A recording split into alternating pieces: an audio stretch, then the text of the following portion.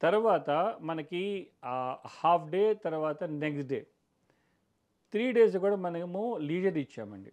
Okay. ఎందుకంటే different variety of attractions ఉన్నాయి పటాయాలో. హుహు. సో కస్టమర్ చాయిస్ ప్రకారం వాళ్ళు వెళ్ళి ఎంజాయ్ చేసి రావచ్చు. హుహు.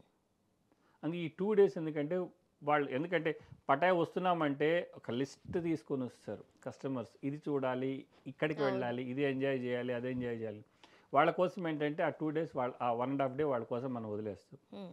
వదిలేసేసి వాళ్ళు చక్కగా అది ఎంజాయ్ చేసుకున్న తర్వాత 4th డే రోజు బయలుదేరి మనం బ్యాంకాక్ వస్తాం. ఓకే. బ్యాంకాక్ నేను ఇందాకే చెప్పాను, బ్యాంకాక్ ఆల్మోస్ట్ థాయిలాండ్ మనకి ఇండియన్ దీనికి సంబంధించి ఆల్మోస్ట్ దగ్గరగా ఉంటుంది. వాళ్ళ కింగ్ ఇన్ రామా అంటారు. హ్మ్.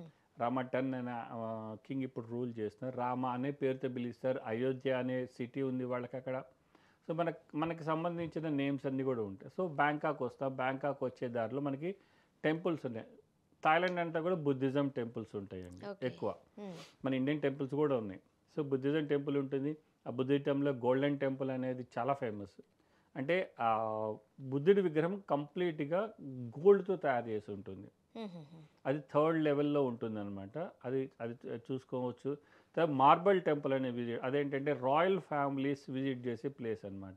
ఓకే. అంటే కింగ్స్, రాయల్ అంటే కింగ్స్ అనమాట. వాళ్ళు ఏదో చెప్పేసి అది కూడా చూసుకుంటాం. దెన్ బ్యాంకాక్‌లో ఉంటాం. బ్యాంకాక్‌లో షాపింగ్ బాగుంటుంది. అవును. చాలా చక్కగా ఉంటాయి. అంటే మన అఫోర్డబుల్ ప్రైసెస్ ఉంటాయి.